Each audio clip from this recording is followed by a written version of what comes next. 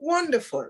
So welcome to this week's Woman Talk. I am here with a dear friend, Michelle Hansen, who we met in Bali, God, I think 5 years ago, 3 years ago, who knows? And Michelle is a beautiful human being inside and out. I want to thank you for saying yes, for being here. And for our listeners, for me, Woman Talk is really about the women I have met in my life. Some I've known forever, some I've known less so, but who have really impacted me as a woman. And so I regard Michelle first and foremost as a friend, a teacher, Absolutely. and and someone who I don't allow myself to be vulnerable with many people. This woman has seen me at my lowest of lows. And I was going through some pictures the other day and I came across my birthday after my dad died that I spent with you, and those pictures you had taken. And I was like, wow, that seems like a lifetime ago. So thank you for being a great listener. Thank you for whipping my ass into shape when I go, nya, nya, nya, nya, nya. And thank you for just keeping it real. By the way, it's 6 years, not 5 or 3. I know, right? I know, yeah. You don't count well. 6 years? Yes, because I've been living in Bali 5, but I met you the year before I moved to Bali. So I've been in Bali 5 years already. Wow, time certainly flies. And I guess because we missed 2020, that year, that gap year that we've all had. But for just to say a bit, Michelle has 25 solid years as an acupuncturist, Chinese medicine practitioner. She's also a yoga instructor, an incredible mother of 3 gorgeous girls that she raised on her own. And she's just a force to be reckoned with. And you came to one of my yoga classes at Yoga Barn, I think.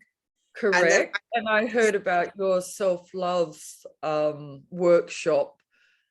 Actually, no, the first one was the vision board. I was with some friends staying at the Yoga Barn and I went to your vision board workshop. And then the following year, I turned up, remember, with Kira, my eldest daughter, on crutches because I'd had that scooter crash. Right. Oh my goodness, wow, that's another lifetime ago. Good for you. That was when 5 years ago when I first moved to Bali. Remember, I was having to, use my triceps to get down the stairs. Yes. She's about 6 foot tall, by the way, and has Viking blood. I mean, with a name like Hansen, that's pretty clear. Yeah, that's true. Yeah, but Michelle, one of the things I really want to talk about today, Michelle, is, and I know you have guided me a lot about this, is how we treat our bodies as women. Many of my friends in Jamaica who have been going through menopause or the onset of menopause, and I said to them how much you worked with me and how, the herbs alongside acupuncture really helped me, knock wood. And one of the things I know, because I live in my body, is that when I get really stressed, what gets impacted is my adrenals, my hormonal system. And over time, I end up feeling depleted, emotionally wiped, etc. Talk to us a bit about that.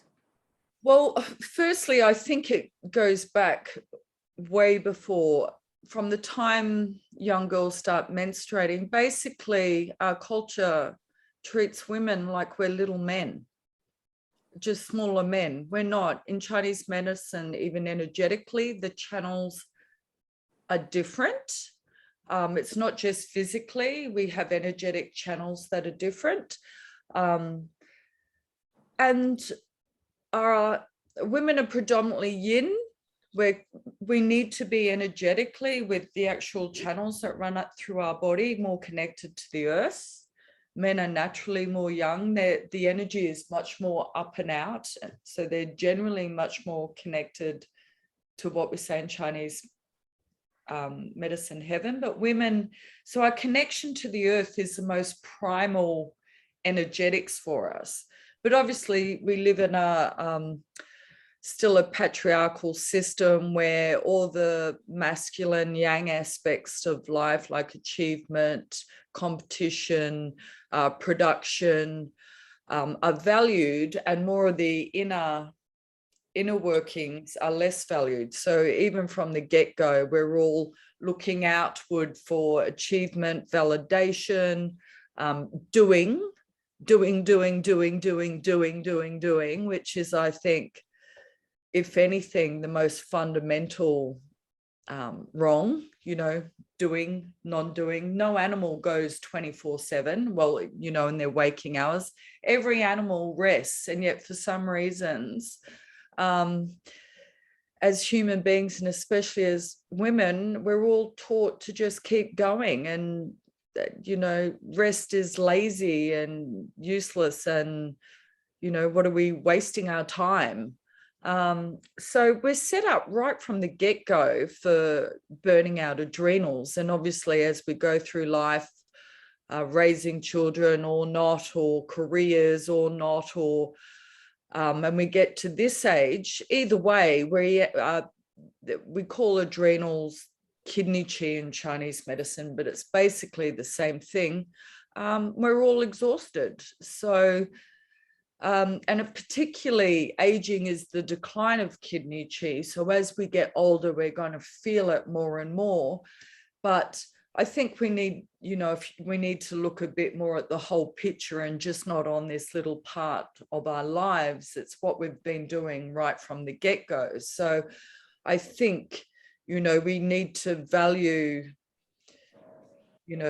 connecting with the inner self, higher energies, being in touch and communicating with nature, all the yin style things. But from the get-go, sure, we can do it now, but we're already, a good halfway through our lives. We're born the same year as halfway through our lives, and we've already been burning the candle. Like you said, I've done a lot and raising 3 children, just permanently exhausted, not because I wanted to be, but to sort of manage living in a society like this. You really don't have much choice. I think the whole culture needs to reevaluate its value system. Wow, that's huge. I remember one time in your office, I think it was just before I turned 50, and you said to me that usually if someone has been relatively healthy up until that point, it's around that time that you'll start to see little things pop up. Absolutely. In Chinese medicine, this has been known for, millennia. Basically, there's a few points in our lives that are really pivotal in terms of exposing weaknesses in our constitution. One would be puberty, the other one when we're pregnant, and the other one is menopausal years. Chinese medicine, women run on cycles of 7. So it's 7, 14, 21, 28, blah, blah, blah, 49. So it's around 49 that we would expect for the menstrual cycle to stop, or at least be becoming irregular and slowing down. But a little bit either side of that is normal, but it's around that age. But what you see now, you either see, I see women in their early 40s who have already hit menopause. Wow, that's incredible. Yeah, well, it's because of the depletion of the kidney qi. Again, the kidney qi, adrenals, is responsible for these cycles. So the more depleted you are, the earlier these cycles are going to come, and the earlier you are going to age. So, adrenal health, it was barely a word 10 years ago. I mean, now everybody sort of knows the word adrenal fatigue. I mean, still people don't really know what it means, but Obviously, if you're not having plenty of rest, plenty of mental downtime, eating well, moving, sunshine, of course we're not going to have good energy. But how can you do that when you're working 50, 60 hours in an office, or running after kids all day on basically the clock never goes off because we don't have our the support systems we had back even 100 years ago, grandmothers, great grandmothers. Now it's you're on your own, trying to do everything yourself and work. And having done it myself, no human being should ever be that busy. It's ridiculous. How can you not end up burnt out? But what are your choices? We're in survival mode in those sort of situations. So you just go and go and go. I feel that in that regard, this pandemic was sort of a blessing in disguise. And I know it freaked many people out, understandably. But part of it was that it actually gave so many people time to rest, and they didn't realize how exhausted they were. I mean, I am a victim of that to some extent. Having arrived here in the UK, I didn't realize how exhausted I was being in Jamaica and how depleted. Jamaica is a very young society. Yeah. I'm dealing with some pretty life-altering issues there. And then what I found is being in this big old house on the hill by myself, I wasn't actually sleeping properly because I was always listening out for one ear in case something may happen. And I arrived there and I went, oh my God, I didn't realize that. So it's sort of this domino effect that you're talking about, where we've been conditioned that we have to be like a man. We keep running on this, and then we hit pause. So depression kicks in, anxiety kicks in, relationships break down because we've actually had a moment to pause, Yeah. Well, it's crazy. I mean, you can't get in touch with anything that's going on inside if you're constantly on the move. It's just unfortunate. Obviously, it's put so much financial pressure on families, and it's like everything, it's a double-edged sword. But yes, it's great that people have been able to stop. And I think a lot of people, both genders, are reassessing how they want to live post-COVID.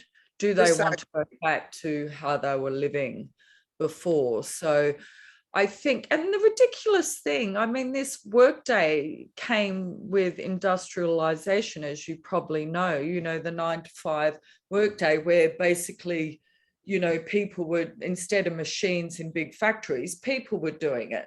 It's a product of industrialization. And yet here we are, except the 40-hour week has turned into the 60-hour week because there's so much, pressure on big companies, profit, shareholders, people to just meet their work quotas can't do it in 40 hours. So and really, I mean, why are we even working in this structure? We're post-industrial societies. It's ridiculous. So of course there's digital nomads and the younger generation embracing that, but there's not too many our age who are still doing work hours like from the industrial times. So I think COVID that way is showing us you can do your job without having to work like that too. So, but the other thing I wanted to touch on, women are expected to work like men. Regardless, men's hormones are fairly stable, women's hormones, estrogen, progesterone. We're in a constant state of flux. We're menstruating, we're not menstruating. And yet we're supposed to work like a man, exercise like a man, which, a lot of what I'm trying to do is get women to realize they're not little men, tune into their cycles, feel what's going on in their body. When you're menstruating, it's yin time, that energy is naturally coming in and down.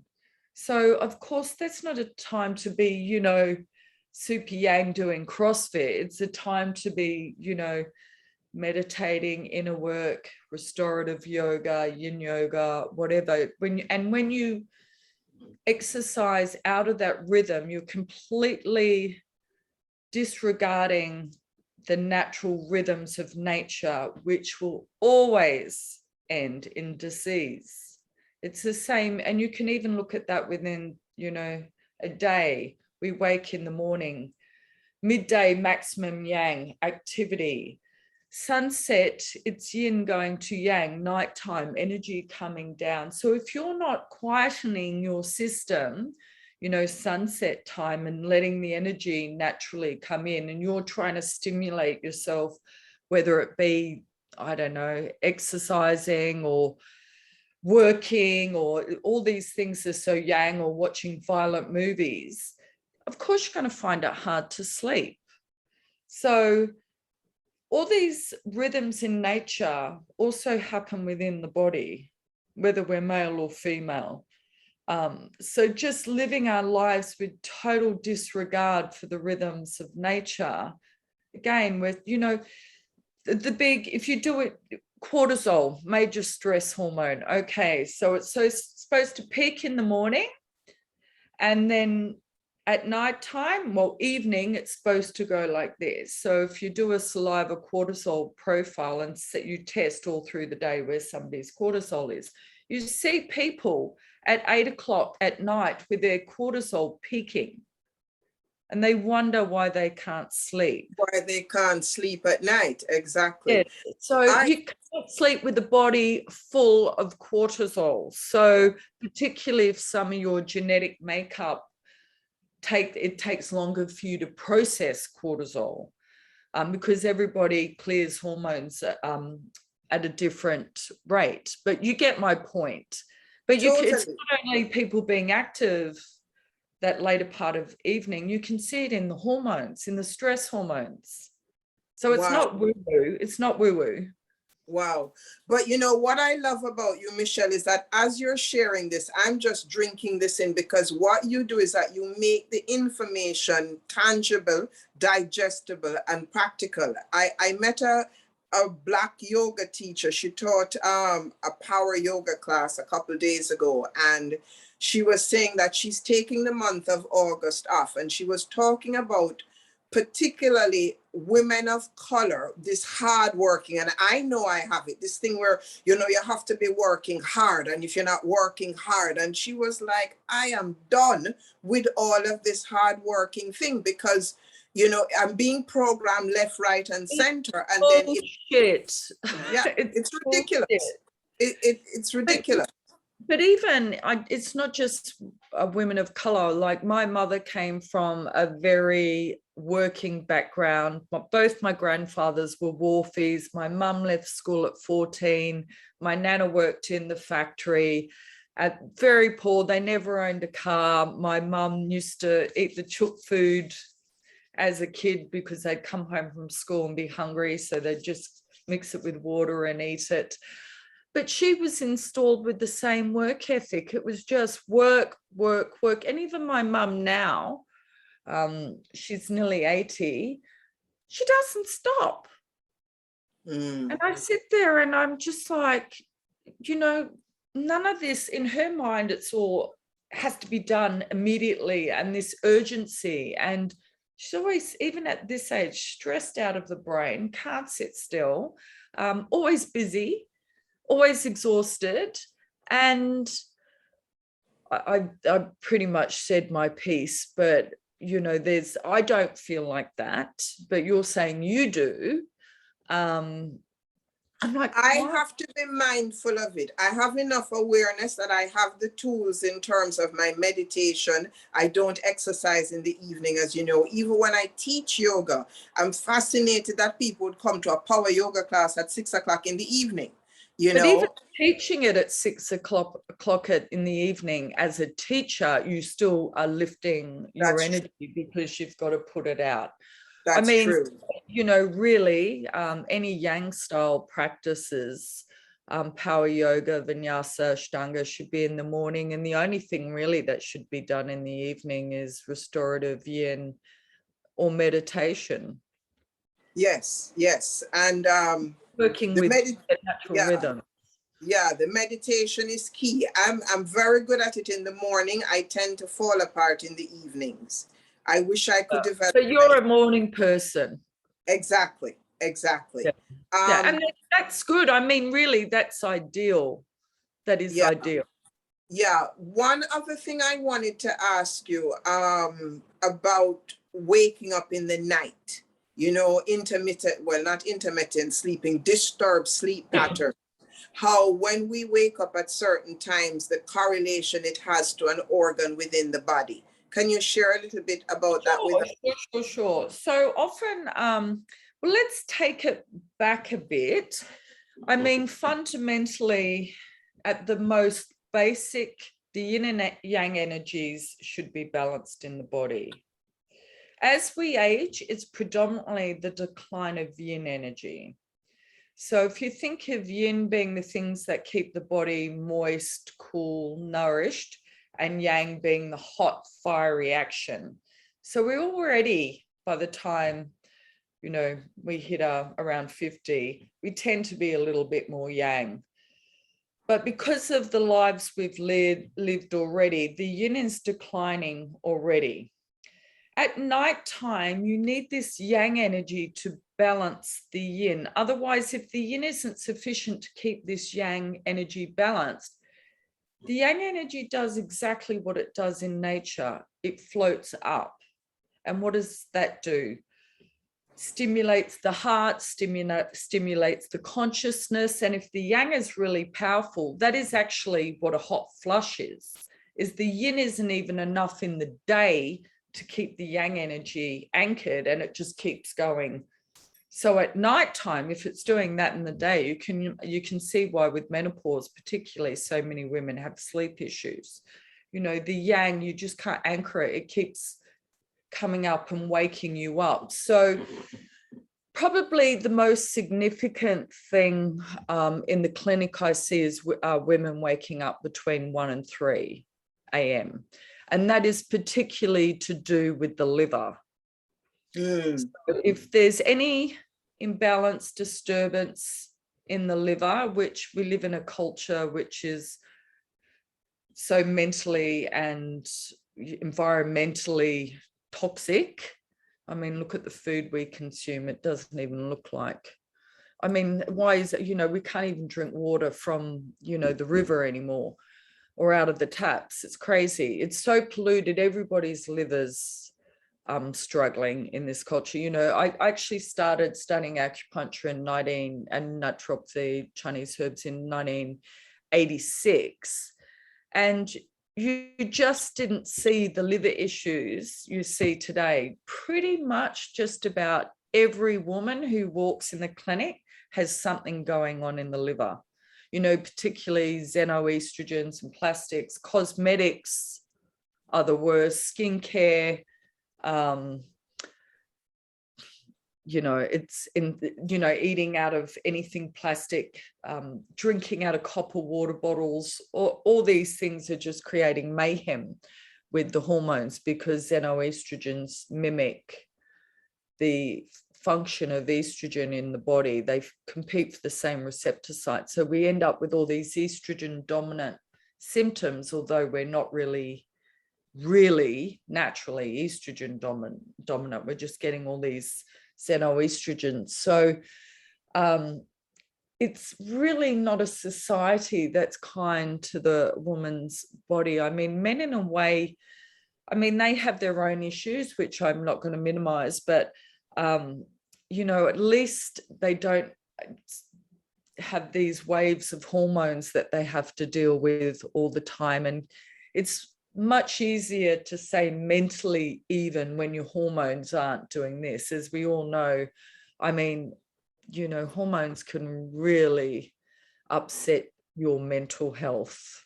And that's another thing I see with women with you know, menopause is a lot of depression, a lot of tearfulness. Yeah, anger. Sorry? Anger, the emotion of anger. Yeah, well, yes, that's very much the liver, especially because of often the body's getting, as we age, getting hotter and drying out, because remember, the yin is the moist, nourished. That's why as you get older, I like the word withered. I like to think that the yin is what makes us look juicy, what makes us look plump and fleshy, juicy. So as depending how you're depleting your yin, and the number one thing is two main things: overwork, over exercising, and the other one is lack of sleep.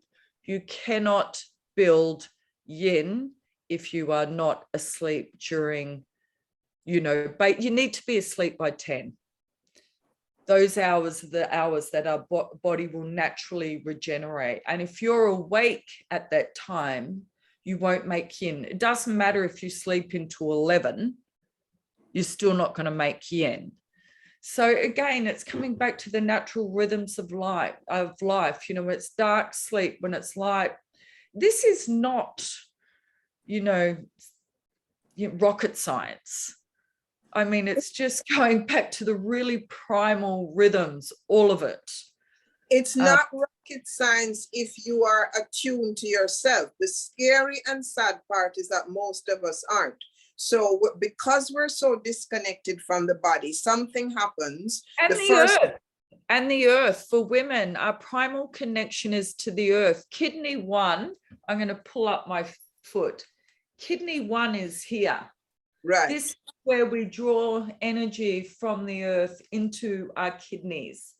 And that is where women are yin, more yin than men. Everything's relatively comparative, but we are to be women and embrace our real feminine energy, we need to be connected more to the earth than to the heavens.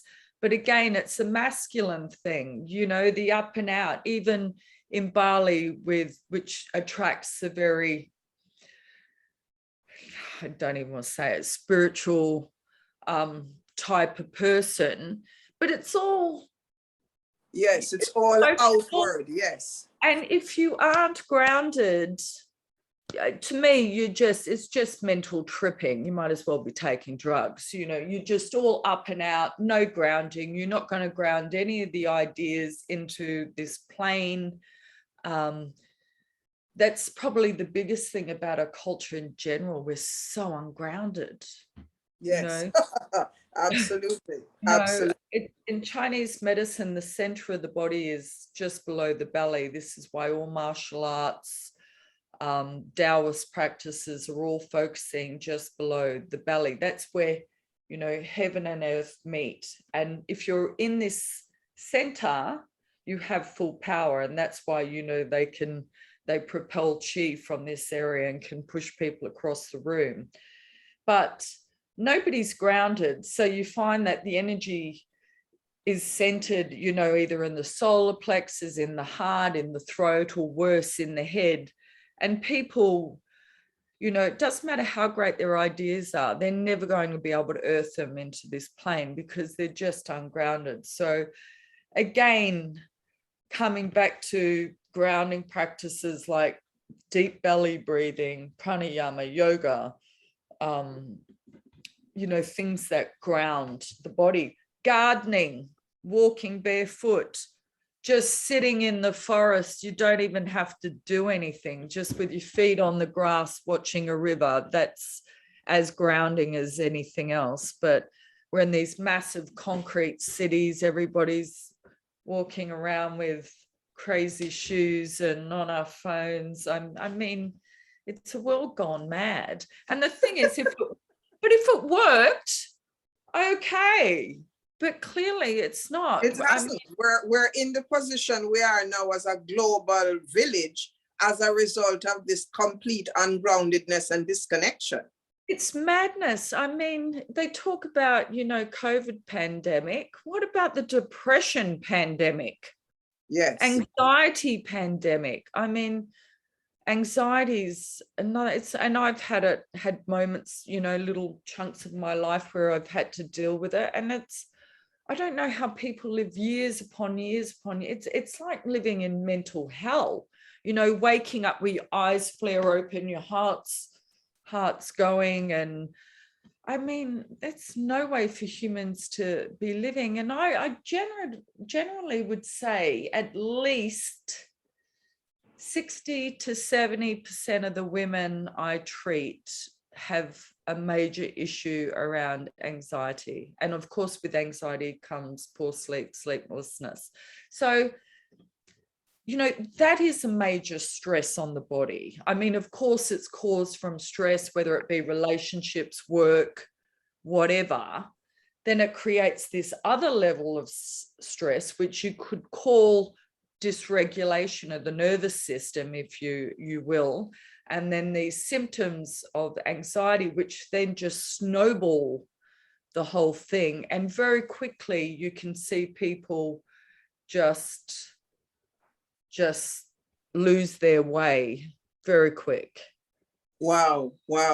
Michelle, that is I tell you, you're a walking encyclopedia. God, I miss you. I miss you too. I don't know about that, but anyway. Wow. Are you doing things online at the moment? Are you running any courses? At the moment, I have an Instagram. I'm a late adopter of Instagram. I resisted social media for as long as I could before I realized you really can't do much without it if you want to communicate with the outside world. And I want to talk with more people than just the people I can see as patients. So Flowing Woman, WOMBAN, is my Instagram. And I have an online course that I released a few months ago. It's specific, this one, for menstruating women, because that's one of, I have my oldest daughter's 32. I've got 3, youngest is 26. So I'm very familiar with this age group, and I tend to attract a lot of women in this age group. And as you know, Bali is quite a young place. Yes. The population between 20 and 38 is massive. So I tend to work a lot anyway with this age group. And the thing that has staggered me is the lack of awareness about their body, how to manage their body with the menstrual cycle.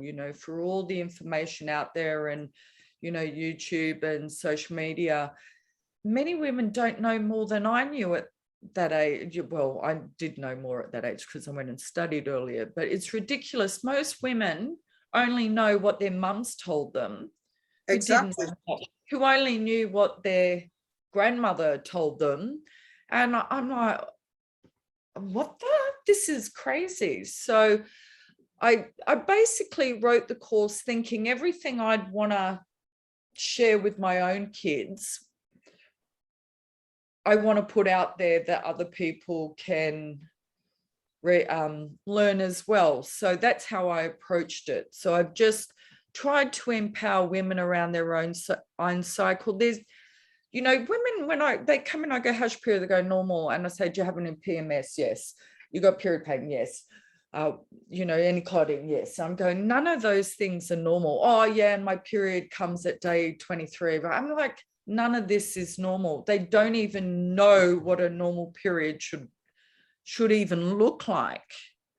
And they're taking advice from either their girlfriends or the mothers. Or a male gynecologist. Yeah, well, don't even get me started on that one. And I'm like, this is insane. So, and unfortunately, there's not many people out with my sort of background putting this information out there. So I felt it was, one of those things, when you I've been talking about it for 10 years, it brims up and you just like got to get it out.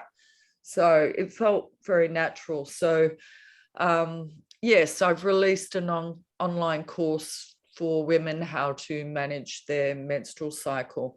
But I do want to throw quickly out there that this is how uninformed women are.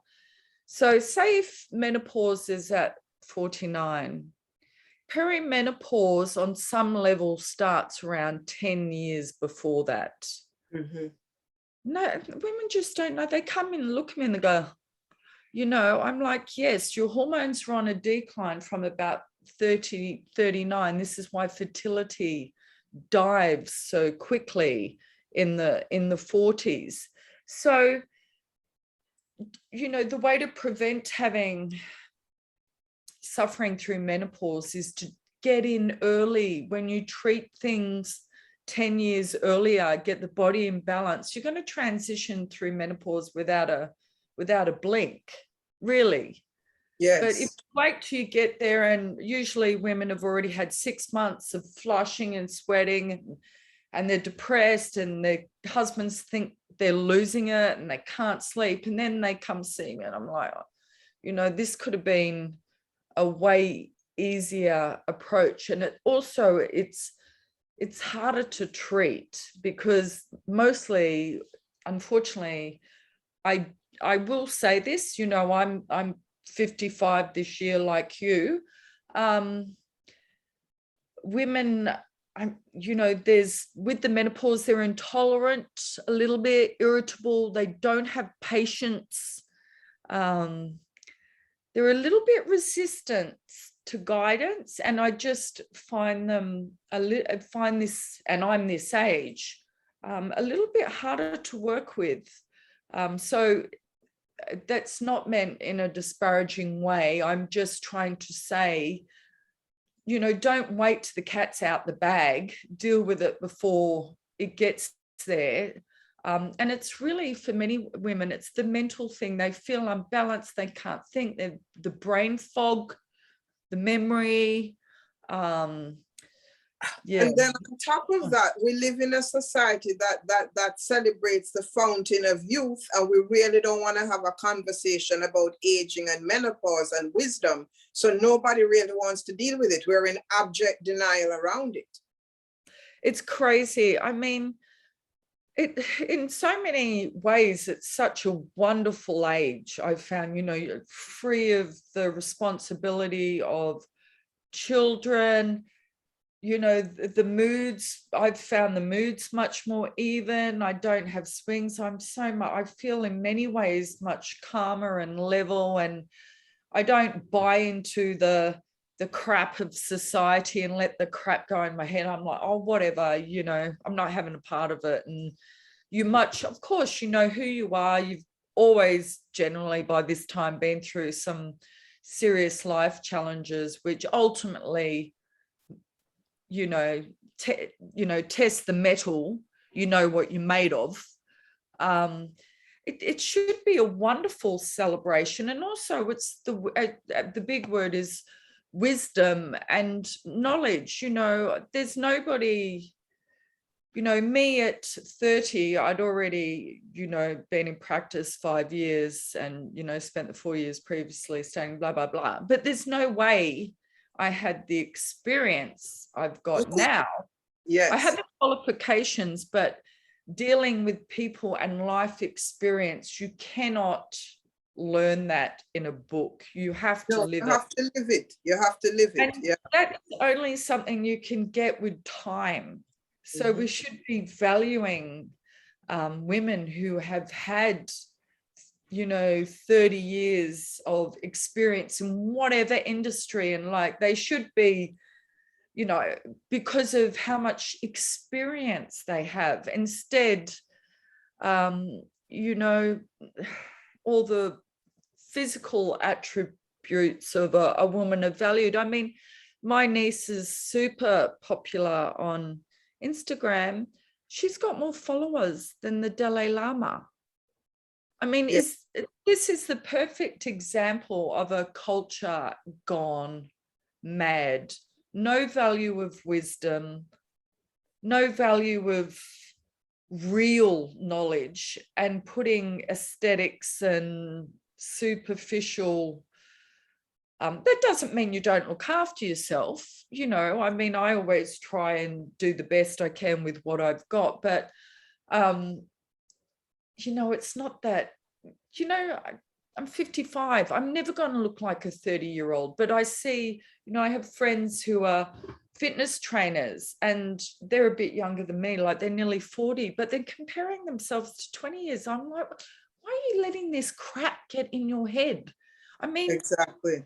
why would you want to be that age again? Personally, I'm more than happy to be 50. I want to learn all those lessons again. I really don't. And of course, you're not going to look like that. But because there's no realistic, well, let's face it, really, by this age, we start to get invisible in media, by and large. Absolutely. We're just invisible. We just disappear.